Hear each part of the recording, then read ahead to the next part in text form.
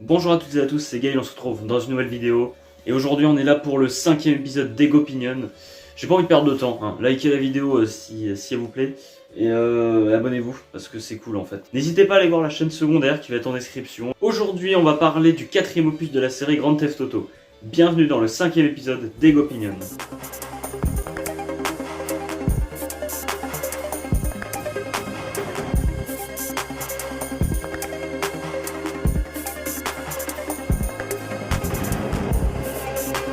Bon, vous l'avez compris, si vous n'êtes pas complètement con, il y avait quand même l'intro, la miniature et le titre pour vous faire comprendre qu'on parle de Grand Theft Auto 4 aujourd'hui, ou GTA 4, ou vol de voiture 4, hein, si tu traduis, ou même VDV 4.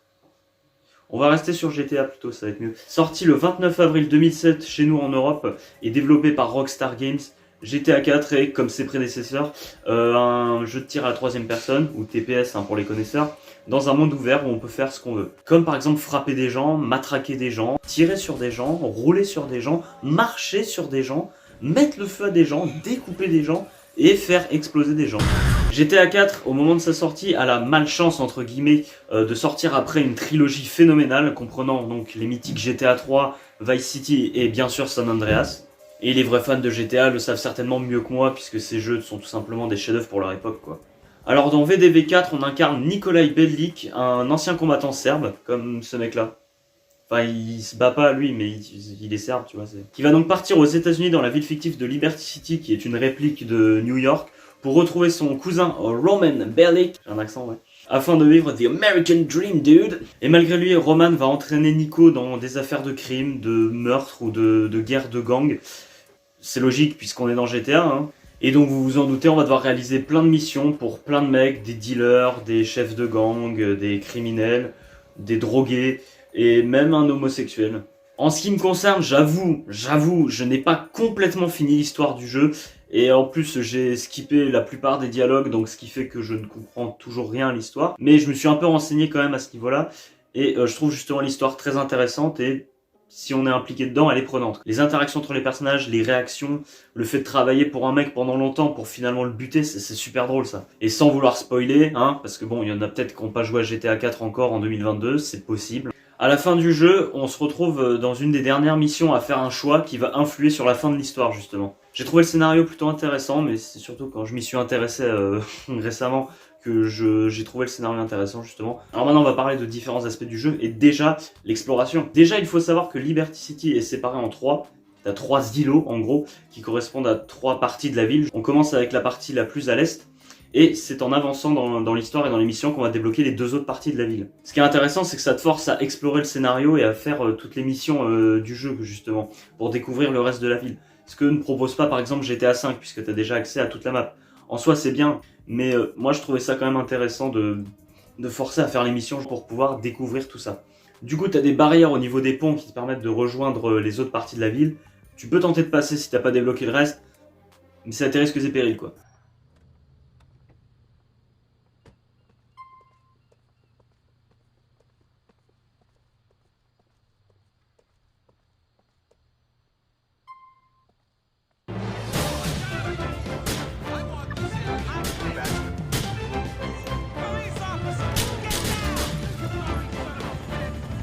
Erreur système.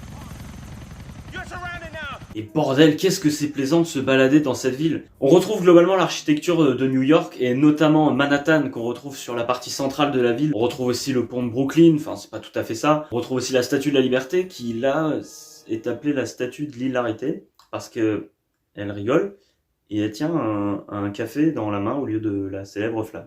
Alors bien sûr je ne suis jamais allé à New York, hein, mais je trouve quand même que c'est très ressemblant. Google est un outil incroyable quand même. Alors le petit défaut que je pourrais donner à ça, mais en même temps on peut pas trop vouloir au jeu parce que c'est peut-être les performances des consoles à l'époque qui le permettaient pas, ou tout simplement que c'est trop compliqué de mettre autant d'intelligence artificielle, mais c'est vrai que parfois le jeu est un peu pas vivant. Il y a quand même du monde dans les rues, tu peux croiser du monde, t'as des voitures, mais t'as des moments, notamment quand tu respawns après être mort, il se passe pas grand chose, tu vois, il y a quelques civils, mais c'est pas bruyant comme ça devrait l'être dans la vraie vie, quoi. Mais bon, ça forcément c'est un petit défaut, je vais pas cracher dessus à ce point. Mais c'est vrai que c'est parfois un peu mort comme jeu, voilà. Alors concernant les graphismes du jeu, ben le jeu est quand même plutôt beau pour du 2008. Hein. Mais alors, qu'est-ce qu'il est sombre? Alors personnellement, j'ai peut-être juste un problème de vue, c'est pas impossible, mais je suis obligé d'augmenter la luminosité du jeu si je veux y voir quelque chose, parce que des fois, je ne vois rien du tout. Après, j'ai remarqué que la plupart des jeux qui datent de cette époque, c'est-à-dire 2007-2009, auxquels j'ai joué, ben, j'ai remarqué que globalement beaucoup avaient cette ambiance plutôt sombre. Bah, déjà GTA 4, mais t'as aussi Far Cry 2, t'as Guitar Hero 3, Sonic Colors, bien qu'il soit très coloré, l'ensemble des couleurs est plutôt sombre quand même. T'as Mario Strikers aussi, bien sûr, et puis t'as Smash Bros Brawl, et puis plein d'autres encore. Alors je sais pas si c'est moi, mais globalement ces jeux ont des couleurs et des ambiances plutôt sombres, et je trouve ça étonnant quand même. Alors je ne déplore pas ça non plus, mais c'est vrai que c'est spécial. Mais après pour GTA 4 par exemple, ça donne une ambiance vraiment sympa, et qui colle bien au jeu je trouve. Maintenant, le gameplay. Bon, je vais pas te faire un dessin, c'est GTA.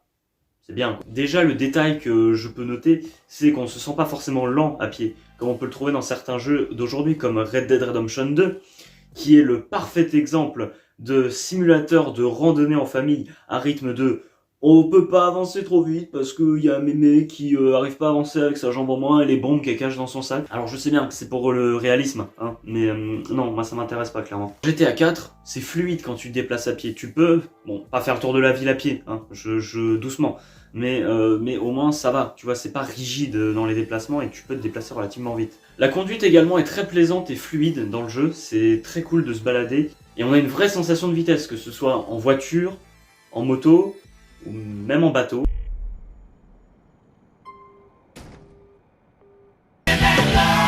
Alors désolé, hein, sur l'enregistrement ça doit laguer un petit peu parce que ma console est un peu vieille et qu'elle surchauffe dès que je dépasse les 70 km/h, mais bon.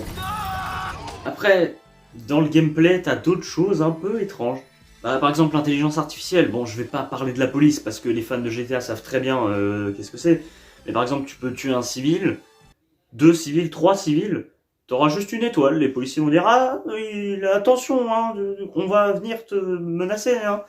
Ou encore, ben, tu peux tuer un civil juste en lui marchant dessus, quoi. Parce que le mec ne réagit pas.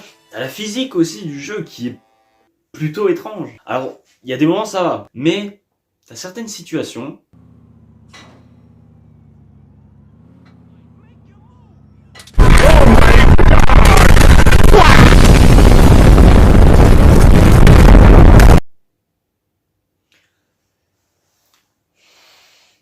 Ouais.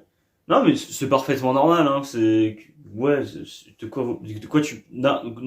N'importe quoi. Ou même le simple fait que quand tu montes sur un métro et que celui-ci démarre, tu meurs instantanément. Dans la vraie vie, ce n'est pas ce qui se passe.